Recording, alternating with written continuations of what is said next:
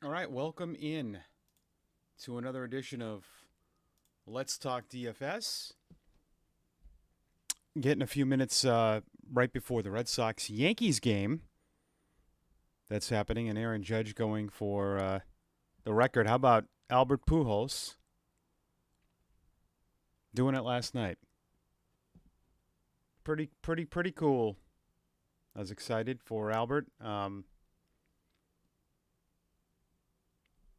Just to let everybody know that part of my resume includes I'm the voice, one of the voices, not the voice, but one of the broadcasters for the Worcester Red Sox. And that is a lot of fun. So that's what I do. But I love doing this. I have a passion for daily fantasy. So let's get into it. How did you do? If you can watch my week 2 show. Go to my YouTube. I'm gonna show you it. My YouTube. We're gonna get you into my YouTube page. Well, actually, let's go right into the. I wish they did the order from current. Can you sort that? Oh yeah, you can. What's wrong with me? Here we go. These are the Let's Talk DFS shows.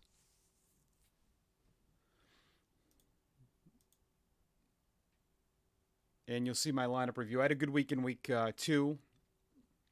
Here's what I do. I play a lot of cash games.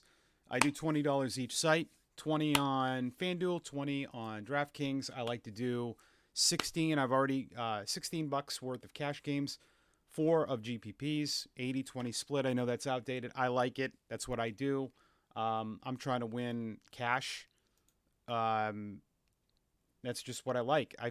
And I think that's what you should do. I think you should take advice from people on what they do, but also find your niche. And on FanDuel, this has been my best niche. This was my last week. I like playing a few head-to-heads. I like doing small contest, 50-50 smaller ones because you eliminate the duplicate lineups. If you play $100 man entry 50-50s, I know you only have to you top 50, but you're going to find like 20 duplicates. In these 20-man lineups, look at there isn't any duplicates. So now duplicates are good and bad. If you're in 100 man and 40 lineups are duplicates and suck, you win easily. But I just want to avoid it altogether. So, um, I could show you my cash game build, but I'm not going to. I'm going to make you do the work. I mean, I don't mind if people copy. You can message me right now and say I want your lineup, and I will send it to you. So here's kind of what I do when I'm building lineups. And you know what? I'll show you. I'll show you my cash game, what I have for what I'm looking at. So, you want value, all right? But I start with running backs, and with running backs, you want volume. And I feel like this week I'm going to get the volume at 7,900, eliminating these top guys. I know McCaffrey's at home, and certainly this is a good play. This is probably a good GPP play, McCaffrey. He's going to get volume, but I look at it as, well, for $900 left, I get Dalvin Cook, a huge home favorite. I don't care what he did last week at Philly. I'm liking this matchup. Montgomery at home. This is where I start. I'm looking for home favorites, potentially up to 20. Why is it doing that? Oh my God, it's annoying. Potentially 20 touches. Now, he's close, but you look at 20 touches in week 1. I think we can get to 20 in week 2, but for 5,900, a home favorite, I like. And I'm going with Fournette because of volume. That's what I'm trying to buy here is discounted volume, and players at home who I like. Now, Antonio Gibson's an interesting play. He really is for 6,400, but I think that's a game Washington can be trailing in. I think that's more of a GPP play. So I like kind of the home favorites that you feel good about. And I feel good about these 3 teams winning because that dictates game script. So in cash games, you don't have to get nuts. And, James Conner, is he playing? Game time decision. If he's out, he's at home. They're not a favorite. If you wanted to, in GPPs, if you think the Patriots are going to upset Baltimore tomorrow, then I would definitely maybe sprinkle some lineups with Harris at 5,600 because he potentially can get 20 touches. But again, in cash games, I'm playing it safe. I like these three guys. Then what I do is I kind of quarterback I like to pay down on. And I do think that 6,100 for Tua, and you're looking for about 2.5 times. I like to do, because you do the salary cap 60 times 2.5 is 150. That's what I shoot for in cash games. 150 should win, even less than that. But I kind of like to go high. 3 times is 180. So you multiply the salary cap. So you're trying to get to 150. So I like to look at, can Dalvin Cook at 79 get me 2 times? Can he get me 20 points? Yeah. I feel pretty good about that. Can Montgomery at 5.9 times 2.5 get me 15? I think so. Same with Fournette at 6.5 times 2.5. 16 points. Now, in GPPs, all right, you probably, you want 3, but you probably want 3.5, right? Because you almost need to win a GPP. But listen, if you get 180, you're going to be in the high cash line. Let's just see. Now, I play single entry GPPs. So if you go to the history, let's go to my, and last week I didn't do great overall in DraftKings. But I did cash in a GPP right here, and I had a score of 163. Now the winner was 261. All right, 261 won that. That's a freaking incredible score. That probably won't happen. So how do you get to 261 divided by 60? So they 4.35, 4 times the value. And that's probably what you have to do in GPPs, to win 4 times. So can these guys get, some of these guys get 4 times? But for cash games, a salary of 6,100, 6.1 times 2.5 point. I only need 15.25 from Tua to cash. In my mind. And I get, the first week against the Patriots, I don't think he looked great. Didn't run the ball much. Division games have that. Now, Buffalo's going to be with a lot of guys that are out, but I don't need, if I get 2 touchdowns in this game from him, I'm cashing. So that's what I'm look like. But again, you have to have conviction in realistically, do you feel realistically that Tua could throw 2 touchdowns against the Bills? I do. Right? I mean, if we look at quarterback projections for week 3, I know 2 is not ranked that high, but 1.7. I think at 6,100, I like to pay down a quarterback. That's what I do. I like that. Receivers, I'm buying targets. I get St. Brown went up. I just think you got to ride this guy. This is just too good. And again, at his salary of 7. Now, sometimes it gets to a point where maybe it's not viable. 7.2 times 2.5. Do we think he can get us 18 points tomorrow against Minnesota? 18 points. How do you get to 18 points? You look at this game, if he goes 760, that's 13, and a touchdown is 21. So he could almost get us there without scoring. Now, in a GPP, I'm going to play it safe here and say you need about 3.5 times. 25. What about 4? Do we think he can get us 30 points tomorrow? I don't know. I think maybe in that, that there might be some better value there. But if you think so, and if you're playing, I'm probably going to do a Cousins stack, I would probably return it with St. Brown. So I like this. Now, here was my dilemma where I was either, do I do this, come off him, go to pay up, which I really don't do a lot, and Hurts. Now it's 7.6. His salary's creeped up. I need 20 points from him.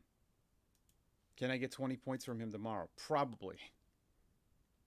But if I come off of Hurts, we're looking at punting basically, and I was going to punt with Johnson, Jawan Johnson, because he's had, decent share of targets.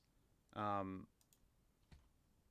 again, 2.9 times 2.5. I only need about 8 points from 7.25, actually, what he's averaging. So that's kind of where I was, I'm still debating what to do here.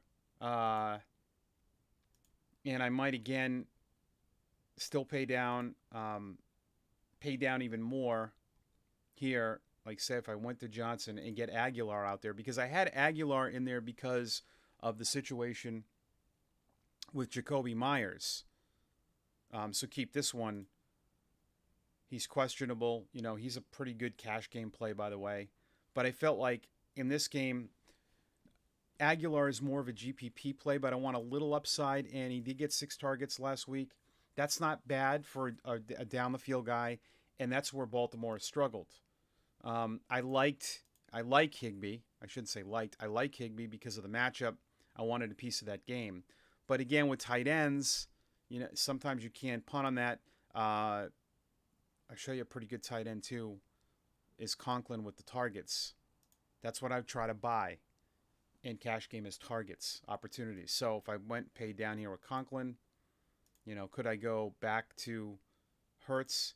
And then you're looking at 3,300. Probably not. I would probably pay down to Conklin, stick with Tua, and then 4,800, which isn't a lot to spend on a receiver. You're looking something. I don't like to play 2 players from one team. Gage is going to be very popular, and that's something where I could maybe go Gage, get off of Fournette. Do I like any more of these home? I really like to stick with the home favorite running backs. That's just kind of how I do it. But no, I kind of want Fournette in that.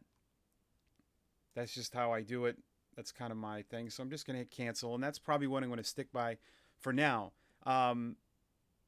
FanDuel, I find it easier to build lineups, and I really like my cash game lineup for tomorrow. With Hurts, Cook, Montgomery, St. Brown, Wilson, Samuel, Higbee, Fournette, and in the Seahawks. I mean, so what I'm getting here is these home favorites for running back. You can pay up a little at quarterback, and I'm targets. That's what I'm looking at. That's what you got to really do. And I get it's early and things can change. And I know that Elijah Moore is in that field, but I just look at this at 6,100, and that's a lot of targets, even week 1. And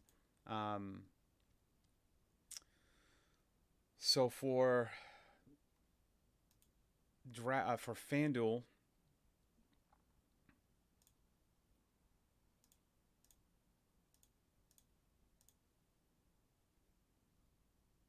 I have a Mac Jones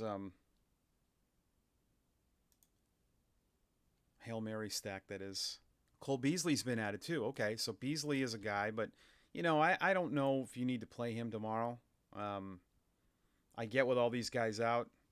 If Jones, Gage, and Perryman are out, Beasley might be a good value in there. But at 60,000, again, you go to the 2.5 times rule, I think. Trying to look at my history of cash games. What did I have? And again, play this smaller. So last week, the cash line was 109.50. Okay? So divide that. 109.50 divided by the salary cap. That means you only needed to return 1.8% of each player in your lineup. I don't think you should shoot for that.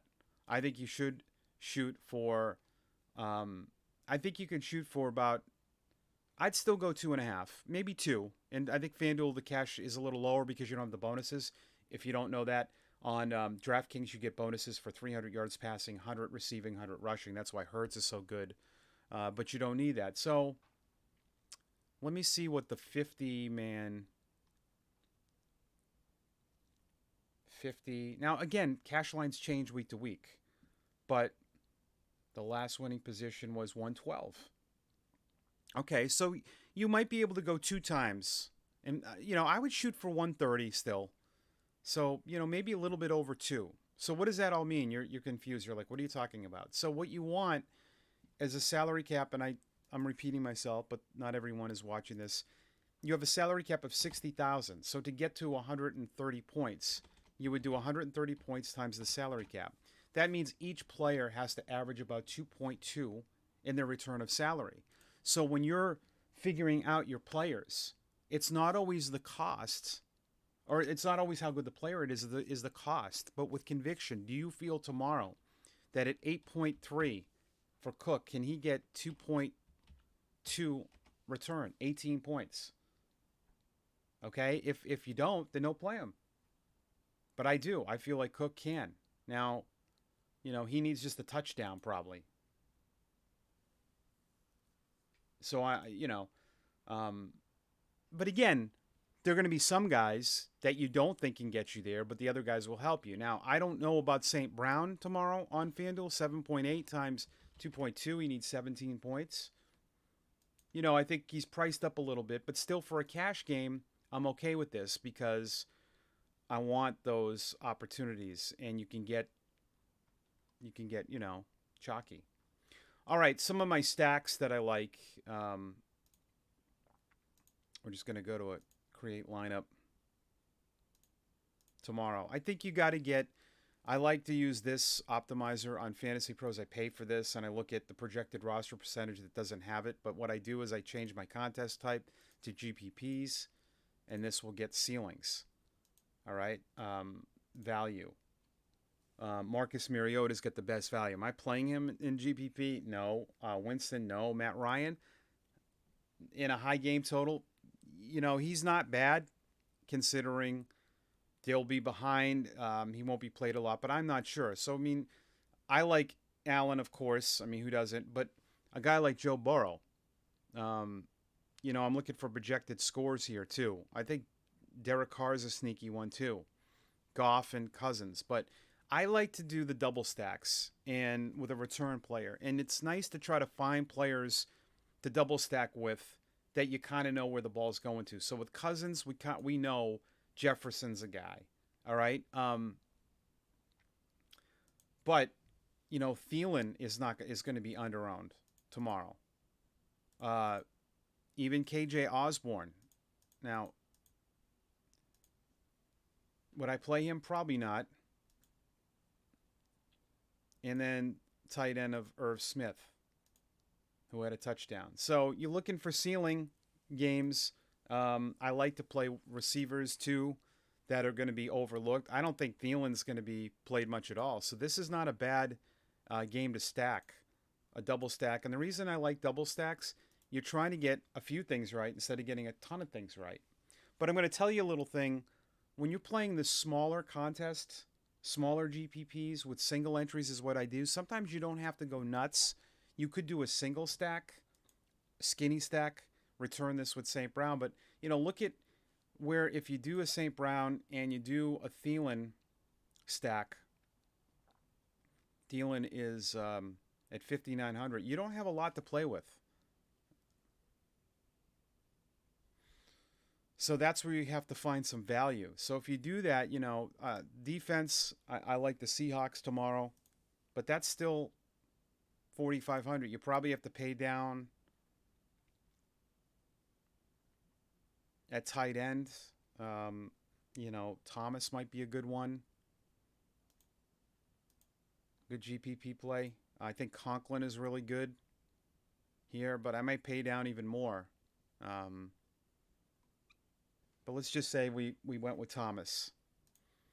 You're still looking at not much. So when I noticed with the stacks too, that you usually have to, I don't want to say punt and running back, but you have to find some value. And is there value at running back? If there's not, maybe you don't go to such a heavy stack. Or maybe you don't return it with St. Brown. Maybe you go with someone else on that Detroit team. The feeling is if he's going to go off, then they're probably going to be in catch-up mode. Maybe a DJ Chalk who in week 1 did nothing. That's a nice start. And then you got a little bit more to play with at running back. And again, you're looking for high ceiling guys. I don't know about Hilliard. The Jets game's interesting. Michael Carter, maybe.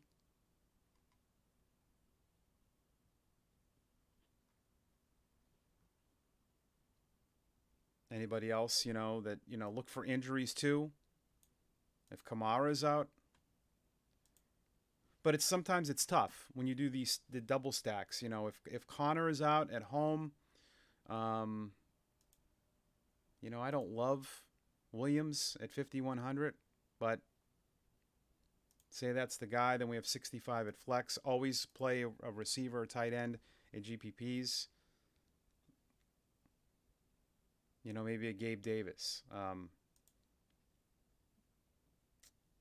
And I don't mind getting crazy. I think this is a sneaky stack tomorrow. And I'm not saying this because I'm a Patriots fan. I'm saying it because Baltimore has struggled against the pass. And Mac Jones at 5,100 against maybe this game goes to I think it's at 43. What if it goes to a 50?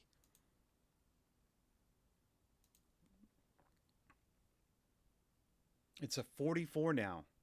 What if, so say you think this is going against the over and it's 50. If you have a game with 50 points and, why would you not want a Mac Jones? So who would you do it with? It would be Aguilar, I would say. And would you go with a double stack here? Probably. It's interesting. Kendrick Bourne, who's not done much, would he be available? I think it would be a tight end and Henry. And then you'd return this. But, I might do a single stack here. Mac and Aguilar, bring it back with Andrews. And then you can get a little more chalky because this is probably going to be an under-owned stack here. Seahawks. Then maybe you can pay up a little bit more at running back. Dalvin Cook.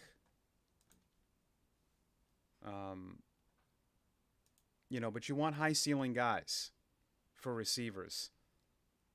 Mike Williams is going to be low on. Do you attack that Buffalo game? Brandon Cooks.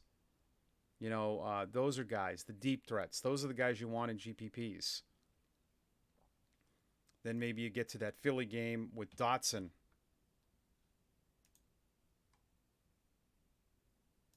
And maybe an A.J. Brown. So we'll see. All right, good luck tomorrow. Let me know how you did. Thanks for watching. Let's talk DFS.